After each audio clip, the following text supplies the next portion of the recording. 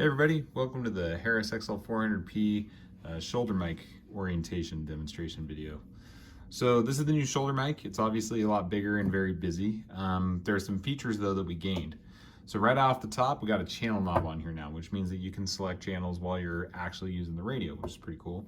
And additionally, these channels, similarly to the top radio screen over here, are also color coded, meaning that this is orange and this would be red. This would be gold over here. Right next door to the channel knob is the emergency button. It got bigger, so it's easier to use with gloved hands, which is a nice feature. It's still a long press, 2 seconds. This is a volume knob, or I should say a rocker switch. So as you push it, the volume will go up and down. You can actually see it here on the main screen. As I rock through, you can see the volume coming up and then volume coming down.